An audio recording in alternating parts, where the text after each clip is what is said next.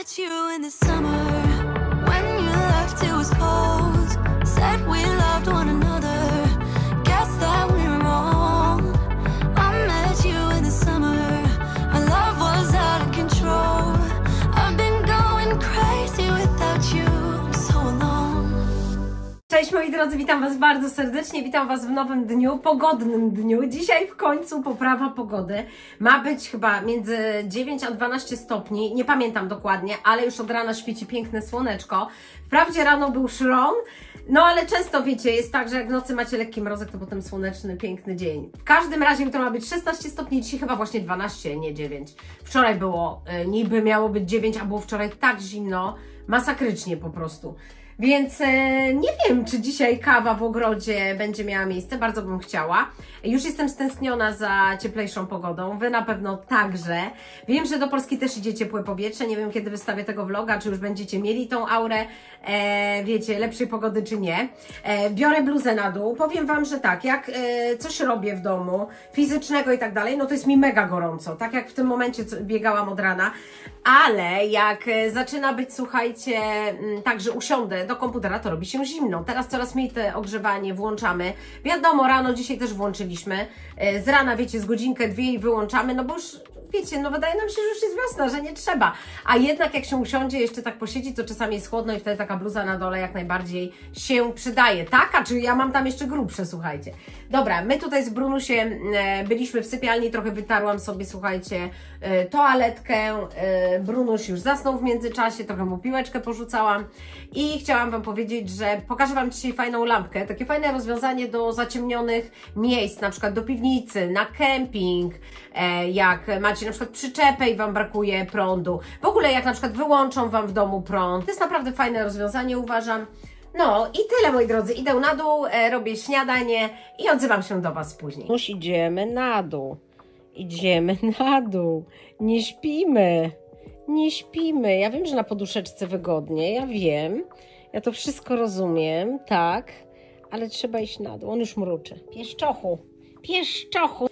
Tak, posprzątałam słoiki, chcę wynieść sobie do szeda, uzbierałam sobie aż tyle słoików, przydają się czasami. Pozrzucałam z góry ręczniki do prania, także jest tutaj niezły, niezły Saigon. W zlewie brudno też trzeba to ogarnąć. Śniadanko już gotowe, mamy tu buratę, mamy rukolę, pomidorki, guacamole, papryczki, trochę łososia, mały kabanos i jajka. Pokazuję Wam lampkę, o której Wam mówiłam. To jest taki tryb awaryjny oświetlenia. Tak wygląda opakowanie, tak jest ona zapakowana. Nie zajmuje dużo miejsca w ogóle, to też jest fajne. Jest to oświetlenie właśnie w domu, takie awaryjne, czy w szedzie, słuchajcie, czy na wyjeździe, na kampingu, super by się przydało. No wiele różnych, słuchajcie, rozwiązań, tam gdzie brakuje Wam światła, w jakimś miejscu przejściowym, na przykład na działce. Macie działkę, macie jakiś barak i tam też możecie użyć tego typu oświetlenia. To się bardzo przydaje. Robimy razem open box. Tak jest zapakowane. To nie jest lampa jakaś taka tandetna, jak nieraz możecie zamówić przez internet, mówię to, bo miałam z takimi do czynienia. Ta lampa jest mocna, słuchajcie, jest ciężka, widać w niej, tak jakby wiecie co, że ona, no nie jest to taki zwykły plastik, który za chwilę Wam się połamie, tylko jest to masywne, tutaj jest w ogóle metal. Można ją, słuchajcie, zawiesić, można ją przymocować właśnie nawet w namiocie. Garderoba, szafa, tak jak Wam mówiłam, przy biurku, jak brakuje dodatkowego oświetlenia, przy toaletce. Można ją przymocować za pomocą arkuszy magnetycznych. To są po prostu takie arkusze. Mamy tutaj, jak widać, włącznik. Tutaj są miejsca, widzicie, żeby przymocować właśnie. To odklejacie i możecie przymocować w każde miejsce, które chcecie. To jest bardzo proste, że możecie sobie naładować takie oświetlenie, więc to nie jest tak, że włożycie baterię i wiecie, i potem kolejne baterie musicie kupować i kolejne, tylko właśnie możecie sobie naładować. No i w związku z tym, już Wam pokazuję, macie właśnie w zestawie też kabel do ładowania tutaj i do ładowarki i słuchajcie, macie tu właśnie Nie wiem jeszcze, gdzie to się zaczepia dokładnie, ale ogarniemy to. Przyczepiamy sobie i można tą lampkę po prostu gdzieś zawiesić. Tylko wiecie co, ja nie będę chciała jeszcze tego przyklejać, bo jeszcze dokładnie nie wiem, gdzie to użyć, ale poczekajcie, spróbujemy ją zapalić. Ona jest już naładowana. Pójdziemy zaraz w jakieś zaciemnione miejsce z nią, żebyście mogli zobaczyć właśnie, jak ona działa. I że możecie ustawić częstotliwość, czy chcecie jaśniejsze, czy ciemniejsze. I patrzcie, tu macie najciemniejsze z tego oświetlenia, później coraz jaśniejsze i jak najbardziej jasne. Nawet przy nagrywaniu wideo, o właśnie, zaraz Wam pokażę, jakby to zadziałało przy nagrywaniu wideo. Jestem sobie tak tutaj, a teraz zobaczcie, dodam oświetlenie. I zobaczcie automatycznie, jak to oświetlenie dodaje mi ładniejszego koloru oczu, prawda? Tak jest bez oświetlenia.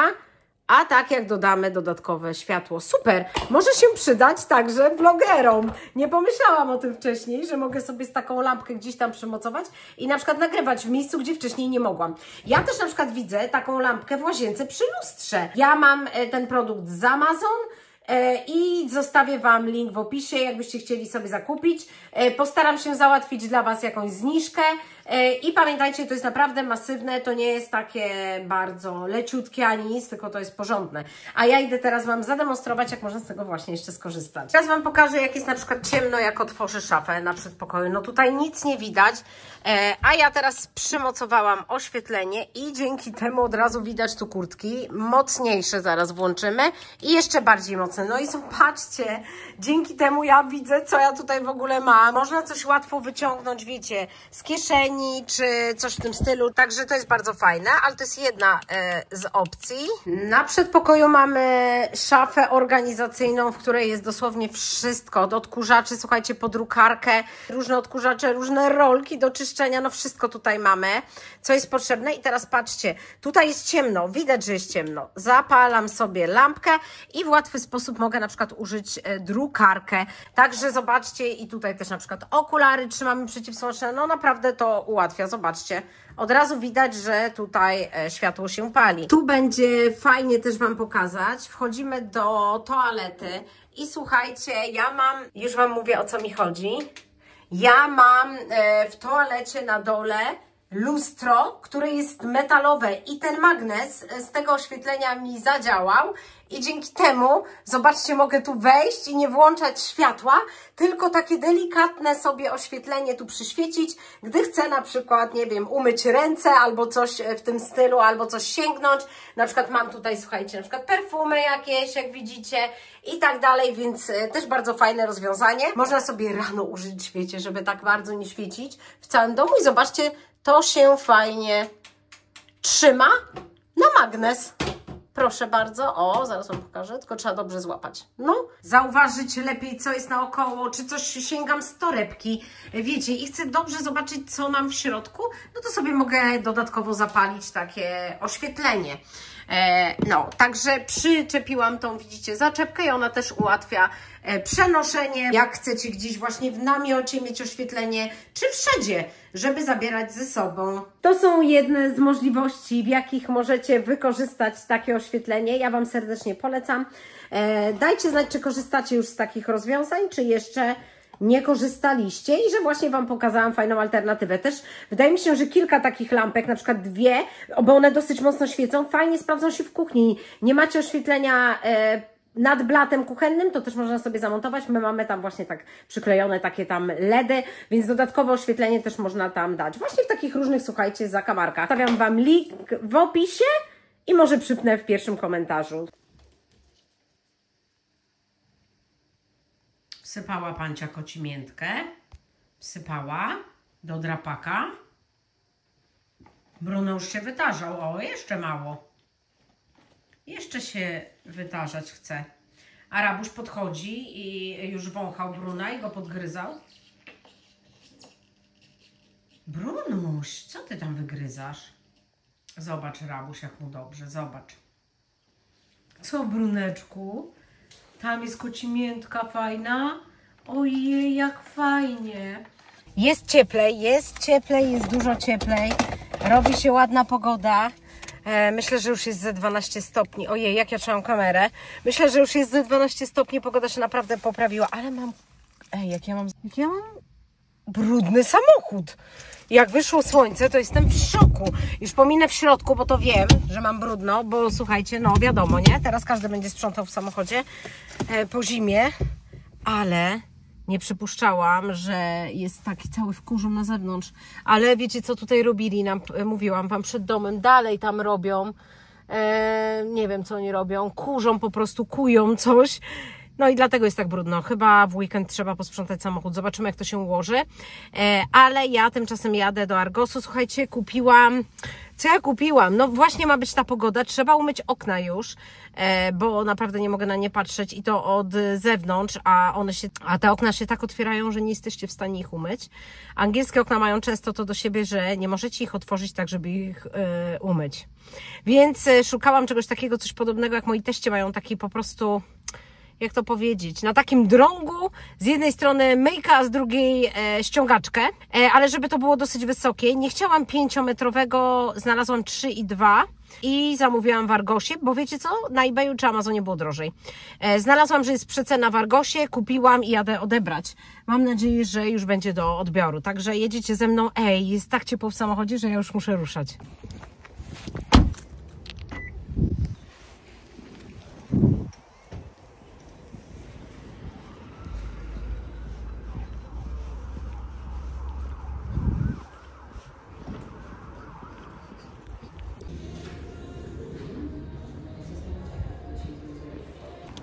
Mam, tak to jest zapakowane, śmiesznie.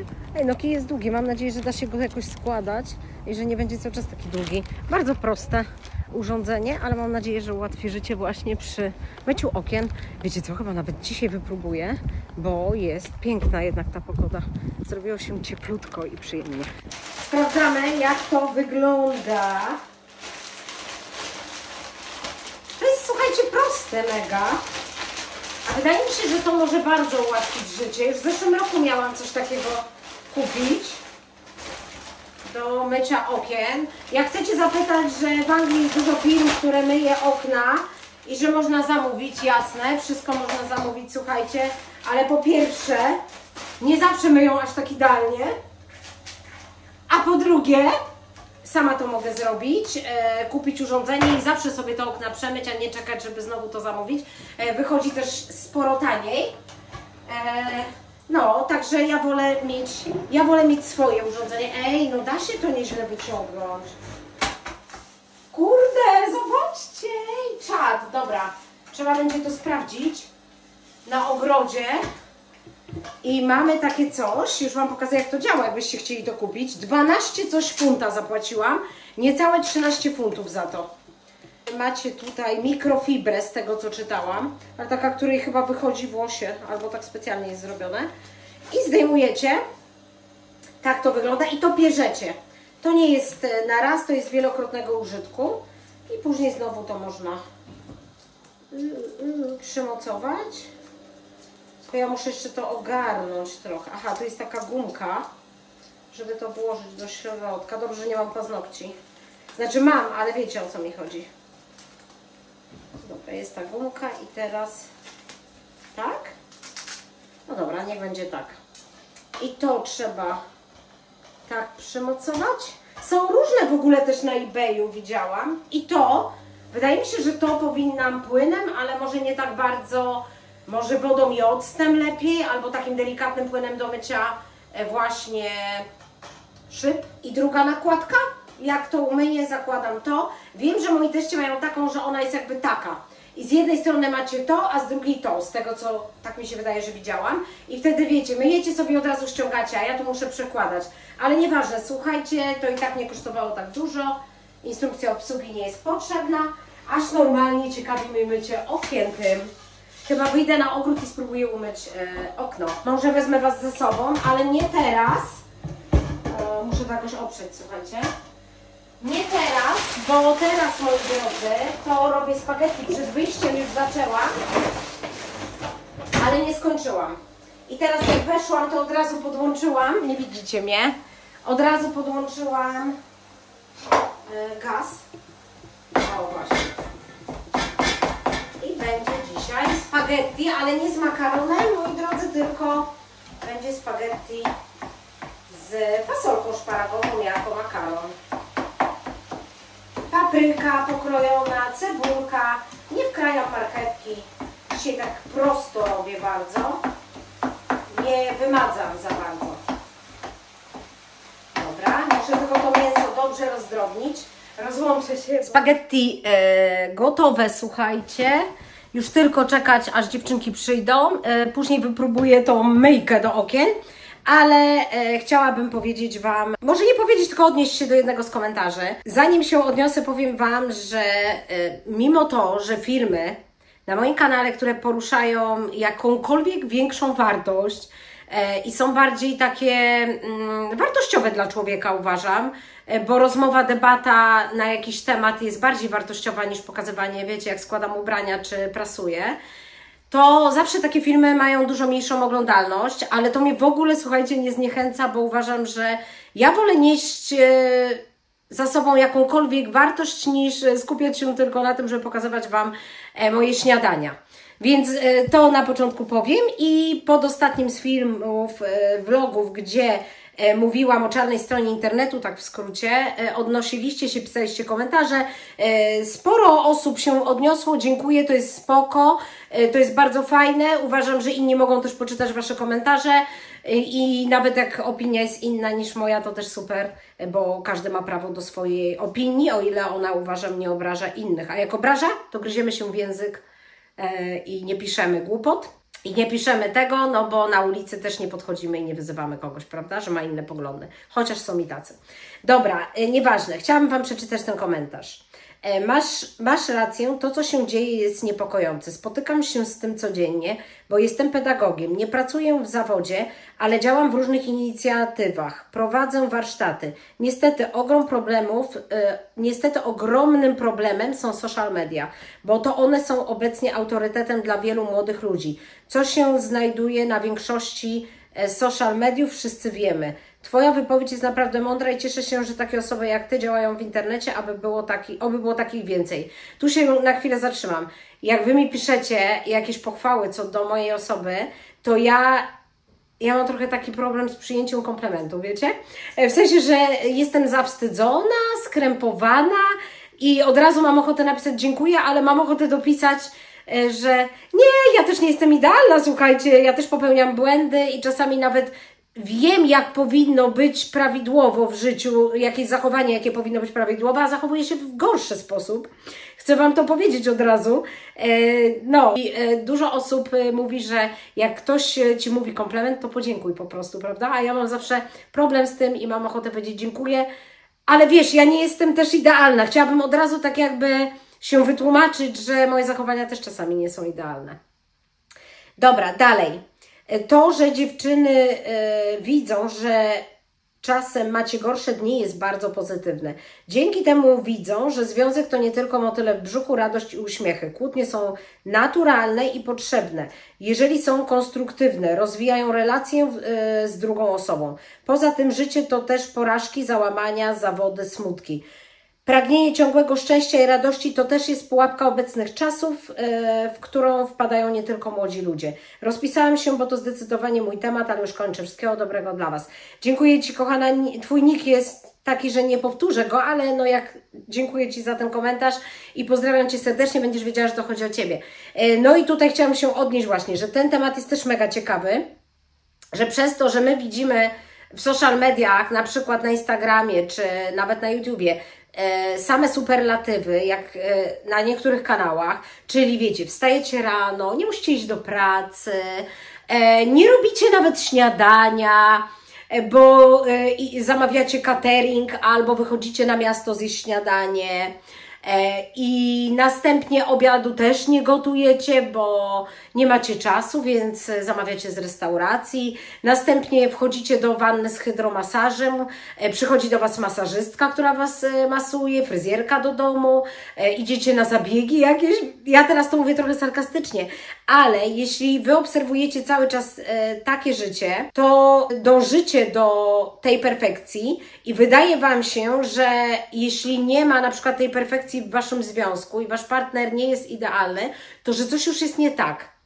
i że ja mam wrażenie, że tutaj też trochę jest błędu w tych wszystkich psychologach trochę, nie chcę powiedzieć, że w psychologach jest błąd, ale wiecie co mam na myśli, że jak na TikToka wejdziecie i obserwujcie, że psycholodzy mówią, że jeśli tak twój partner zrobił, to jest toksyczny. Jeśli coś tam zrobił, to zastanów się, stawiaj granice i tak dalej. I jest tego tak dużo, że wam się może w pewnym momencie zdawać, że wasz związek jest też jakby toksyczny. Można wpaść w taką pułapkę, o tym mówię.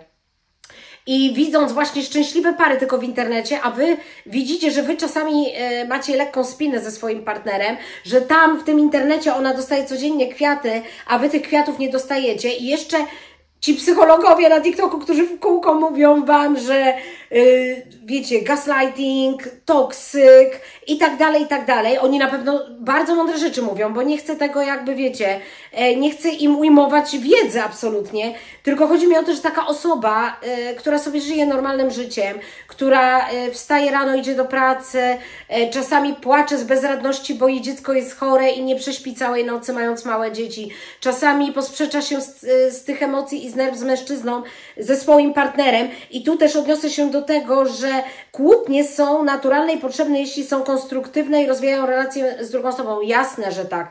Tylko, że jednak czasami zdarza się też, że nasze kłótnie w życiu takim prawdziwym nie są też konstruktywne, bo ja sama się łapię na tym, że ja czasami po prostu mam gorszy dzień, powiedzmy, jestem przed tymi dniami i myślę, że potrafię być uszczypliwa wtedy na przykład i chcieć się posprzeczać i nie jest to konstruktywne. No ale to wiadomo, ja wyciągam wnioski i wiem, że robię źle, prawda?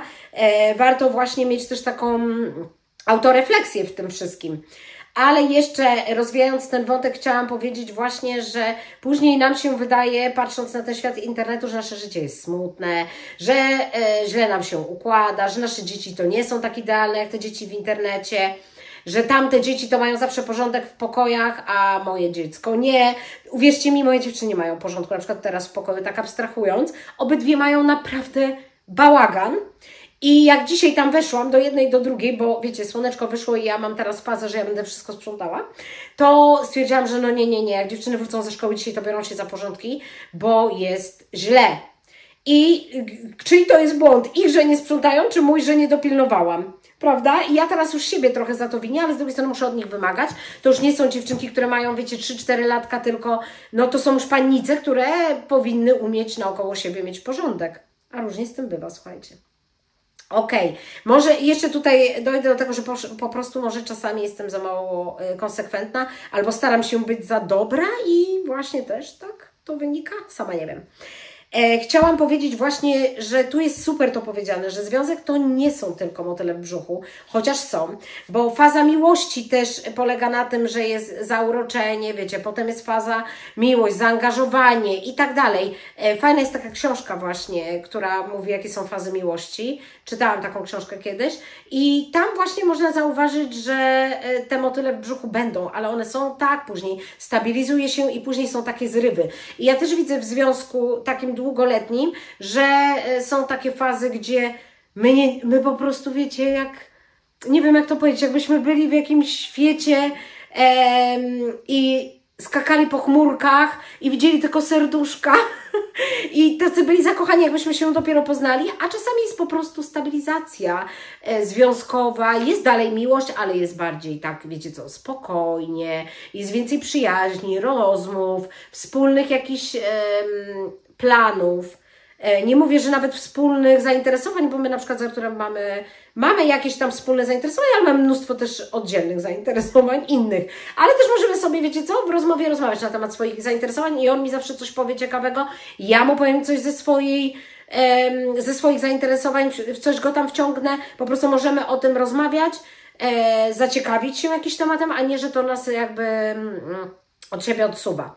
No i tu jeszcze chciałam właśnie powiedzieć, że fajne jest to, że napisałaś, że też załamania. Właśnie, że też młodzież, dzieci i dorośli muszą wiedzieć, że życie polega też na tym, że czasami jesteśmy zdenerwowani, czasami się czegoś boimy, czasami przerasta nas coś, czasami jesteśmy smutni zwyczajnie i to są jak najbardziej naturalne zachowania i musimy uczyć się je przeżywać i nie myśleć, że jak jestem smutny, to już może na pewno mam od razu depresję, bo mam wrażenie właśnie, że troszkę gdzieś, nie wiem gdzie jest ten błąd, może Wy mi napiszecie, że nie umiemy sobie radzić pewnie przez jakieś przyczyny w dzieciństwie, ale nie umiemy przyjmować wszystkich emocji, czyli wydaje nam się, że powinniśmy być cały czas zadowoleni, energiczni i uśmiechnięci, a nie powinniśmy być w ogóle zdenerwowani, smutni, zmęczeni, nie zmęczeni, smutni, zdenerwowani, podekscytowani za bardzo i tak dalej, bo że to już jest złe, to nie jest złe. Nauczmy się właśnie też przeżywać te emocje i pozwólmy sobie czasami na ten smutek, czasami sobie pozwólmy na tą złość, nie wyżywajmy się na innych oczywiście, tylko ogólnie. Pozwólmy sobie na radość, na cieszenie się też z małych rzeczy, pozwólmy sobie na frustrację, na wszystkie emocje, żebyśmy wyrażali siebie, bo gdy my tłumimy też te emocje, czy radości, czy smutku, to właśnie wtedy zaczynają się robić według mnie te wszystkie problemy. Gdy tłumimy w sobie, gdy nie rozmawiamy o nich, gdy nie dajemy upust naszym emocjom, gdy nie umiemy nawet opisać naszych emocji, które nas spotykają, bo wiecie, jak ja na przykład jestem, jak to wytłumaczyć, jak jestem na przykład, nie chcę powiedzieć zdenerwowana, tylko bardziej powiedzieć taka podirytowana czymś, to tak na chwilę czasami się zatrzymuję i się zastanawiam, ale dlaczego Ty tak się zachowujesz? Aha, jesteś podirytowana. Z czego to wynika?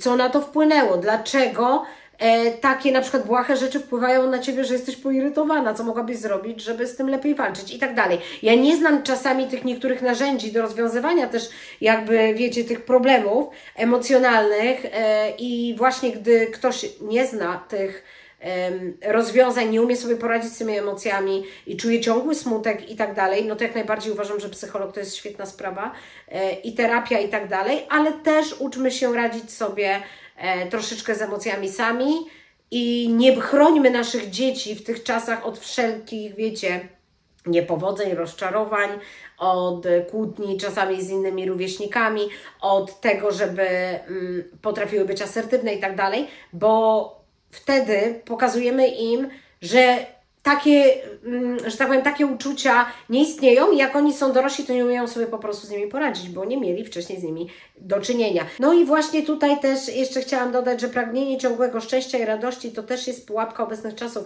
w którą wpadają nie tylko młodzi ludzie. Dokładnie, my wpadamy w pułapkę tego, co widzimy w internecie i chcemy dążyć do po prostu takiego ciągłego szczęścia, ale wiecie co, fajne jest to, gdy możemy się motywować od kogoś w internecie, gdy możemy poznać fajną osobę w internecie, gdy możemy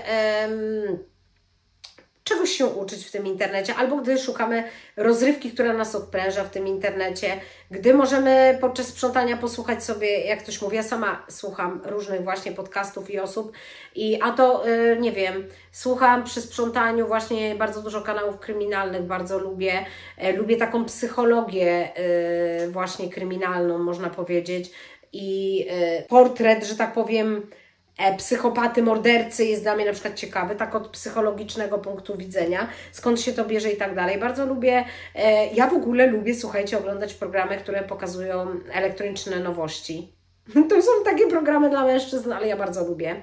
Czyli jakieś nowe kamery, nowe zegarki, nowe telefony, nowe urządzenia do kuchni, nowe odkurzacze. To wszystko mnie interesuje. I jest wiele takich różnych tematów, które mnie po prostu interesują, prawda? Czy sobie poczytam, jak jest w jakimś kraju, uwielbiam oglądać jakieś podróżnicze vlogi, ale bardzo też lubię oglądać zwykłe lifestyle'owe vlogi, które mnie odprężają, które pokazują właśnie prawdziwe życie.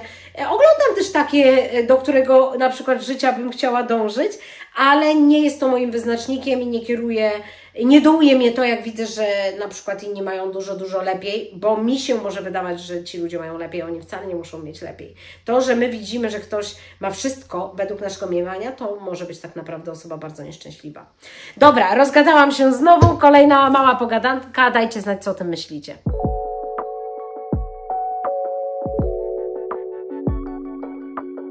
Słuchajcie, zatrzymałam się trochę, bo ciężko, nie ukrywam, że nie i chciałam Wam powiedzieć, że Co ja chciałam wam powiedzieć? A że AirPodsy gdzieś zgubiłam.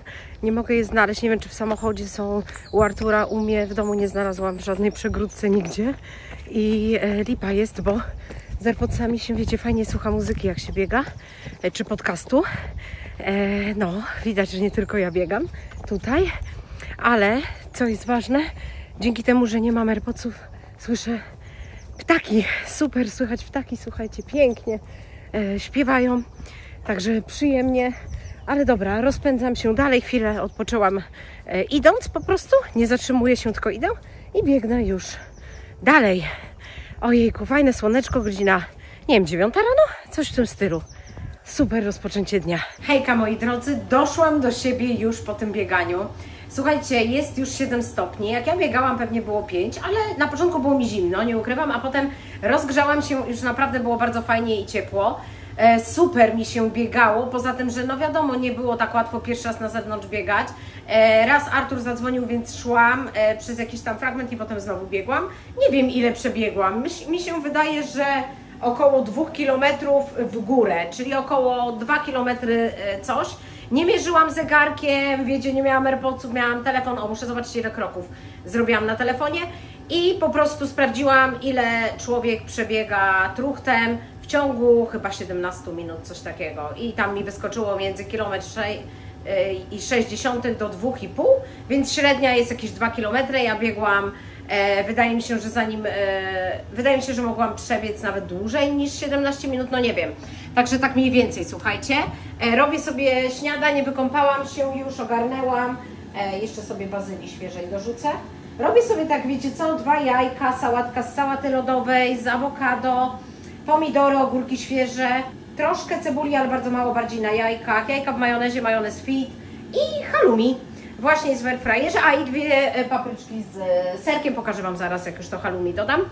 No i słuchajcie, ma być dzisiaj przepiękna pogoda, ja chcę z tego skorzystać. Nie mam pełnego makijażu, mam po prostu kremy, trochę korektora pod oczy i kremy, które kryją od słońca, powiedzmy, no coś w tym stylu, i nawilżające, i chcę trochę na zewnątrz porobić, ale też chcę, słuchajcie, porobić w sypialni na górze i właśnie nie wiem, którą opcję wybrać.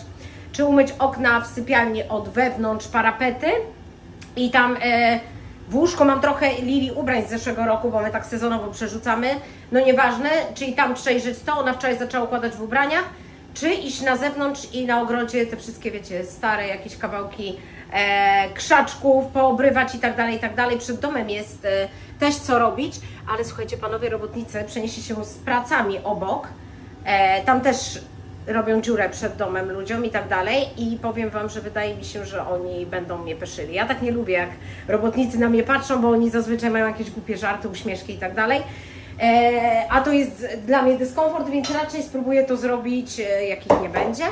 Wiecie, być może by mnie wcale nie zaczepiali w żaden sposób, ale jednak czułabym, że na mnie patrzą. No nie lubię, więc raczej pójdę przed dom po południu. Tak już będzie naprawdę ciepło, a oni skończą swoje prace, muszę sobie przefiltrować wodę do picia. Dobra, słuchajcie, wyciągamy to halloumi. Myślę, że ono już jest gotowe. Ewidentnie. Nie, idealnie nie ewidentnie, bo ewidentnie to jak już by było za bardzo. Jak fajnie napęczniało w ogóle. Czyżby halloumi było z jakąś mąką? Dobra, wyłączamy, zaraz wam pokażę, jak to wygląda. Woda mi się filtruje i zabieram się za jedzenie. A jeszcze jedno, oglądać zaczęłam wczoraj, obejrzałam chyba 1,5 odcinka, może nawet nie, serialu Dojrzewanie.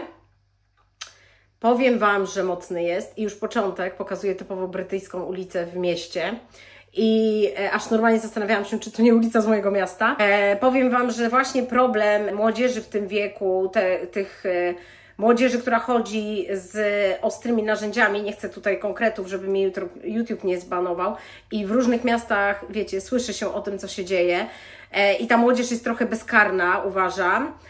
I w ogóle to temat tego serialu bardzo odpowiada problemom społecznym, które wydaje mi się, że teraz są w Wielkiej Brytanii, nie wiem czy w innych krajach. No i jestem bardzo ciekawa dalej tego serialu, bo bardzo mi się spodobał już pierwszy odcinek. Akcja się dzieje bardzo pomału, a że ja lubię kryminologię, jakieś takie, wiecie, investigation i tak dalej, to dla mnie jest to bardzo interesujące. Dobra, idę jeść i obejrzę trochę tego serialu, zanim wezmę się za pracę. Moje śniadanko, już lunch też wygląda w ten sposób. Jak wam mówiłam, co tam jest. czyli halum, jajka, sałatka, oczywiście oliwa z oliwek, balsamik, różne zioła, woda, brokuł przeceniony, muszę go właśnie, zobaczcie, przeceniony i muszę go właśnie dzisiaj ugotować. Mam jeszcze jedną strawę. Na pewno? Niedługo dołączę.